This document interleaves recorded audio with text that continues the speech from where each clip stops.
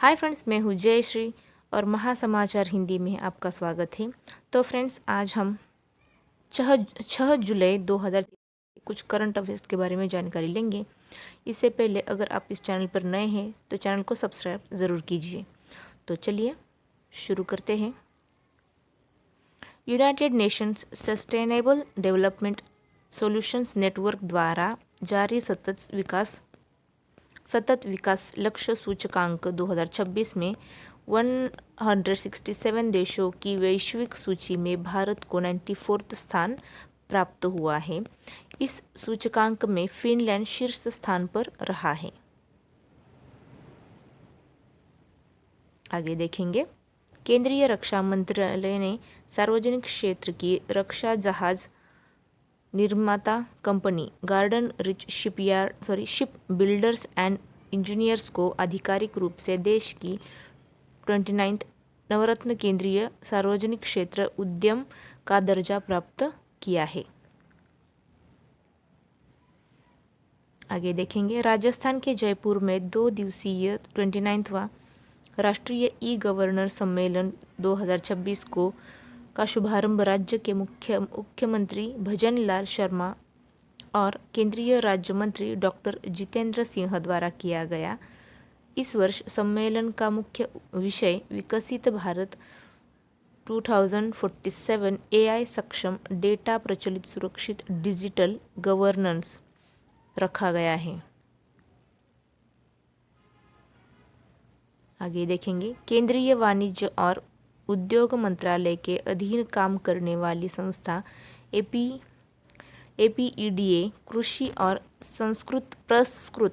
प्रसंस्कृत खाद्य उत्पादन निर्यात विकास प्राधिकरण के सहयोग से मध्य प्रदेश से संयुक्त अरब अमीरात को भौगोलिक संकेतक प्राप्त रीवा सुंदरजा आम की एक मैट्रिक टन की पहली कमर्शियल खेप का सफल निर्यात किया गया।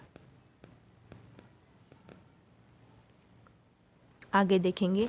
भारत सरकार में केंद्रीय प्रत्यक्ष कर बोर्ड के अध्यक्ष रवि अग्रवाल के कार्यकाल को 31 दिसंबर 2026 तक के लिए बढ़ा दिया गया है।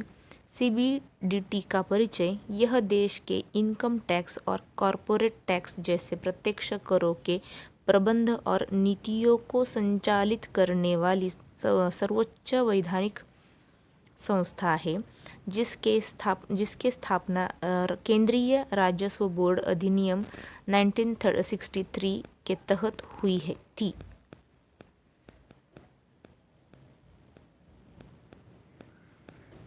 आगे देखेंगे। यूरोपियन संघ के रोटेशनल नियमों के अनुसार 1 जुलाई 2026 से आयरलैंड ने अगले 6 महीने के लिए आधिकारिक रूप से यूरोपियन संघ परिषद की अध्यक्षता संभाल ली है।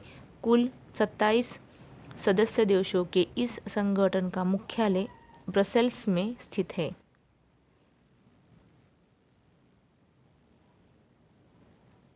आगे देखेंगे। स्विट्जरलैंड के लुसर्न में रोड्सी झील पर आयोजित वर्ल्ड रोइंग कप 3 में भारतीय सेना की लक्ष्य और उज्ज्वल की रोइंग जोड़ी ने पुरुषों की लाइटवेट डबल स्कल्स स्पर्धा में शानदार प्रदर्शन करते हुए भारत के लिए पहला ऐतिहासिक स्वर्ण पदक जीता है। आगे देखेंगे।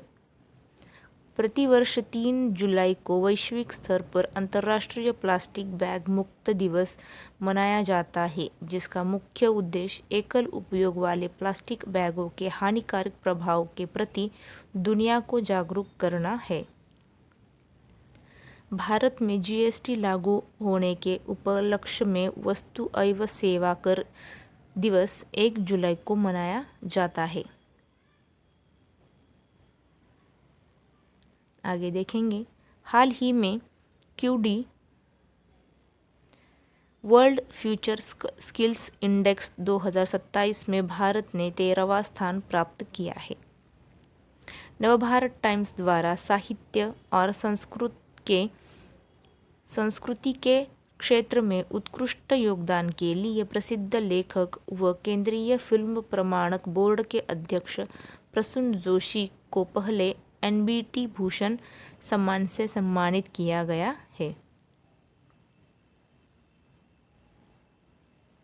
आगे देखेंगे, एशिया के सबसे पुराने और प्रतिष्ठित फुटबॉल टूर्नामेंट डूरंड कप 2026 के लिए मेज़बान शहरों की घोषणा की गई है, जिसमें झारखंड का रांची शहर पहली बार इस प्रतियोगिता की मेज़बानी करेगा। आगे देखेंगे, पश्चिम बंगाल सरकार ने राज्य में महिलाओं की 24 घंटे सुरक्षा सुनिश्चित करने के लिए विशेष दुर्गा सुरक्षा स्क्वाड का गठन किया है, जिसके तहत 400 से अधिक स्थानों में विशेष हेल्प डेस्क बनाया गया है।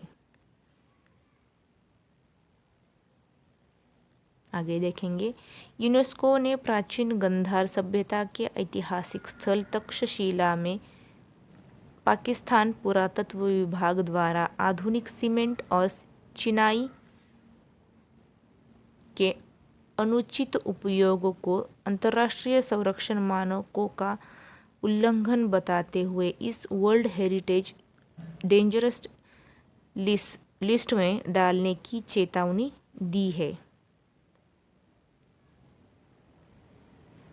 आगे देखेंगे, अमेरिका के हवाई होनोलुलु में आयोजित हो रहे विश्व के सबसे बड़े द्विवार्षिक बहुराष्ट्रीय समुद्री अभ्यास RIMPAC 2026 में भाग लेने के लिए भारतीय नौसेना का लंबी दूरी का पनडुब्बी रोधी युद्धांक विमान P-8I वहां पहुंच चुका है। आगे देखेंगे, गुजरात पुलिस ने बढ़ते डिजिटल अरेस्ट और साइबर वित्तीय धोखाधड़ी के नेटवर्क को पूरी तरह से ध्वस्त करने के लिए 1 से 28 जुलाई 2026 तक चलने वाले एक विशेष अभियान ऑपरेशन सुरक्षित साइबर स्पेस की शुरुआत की है। तो फ्रेंड्स, आज के लिए इतना ही। मिलते हैं अगले वीडियो में। जय हिंद।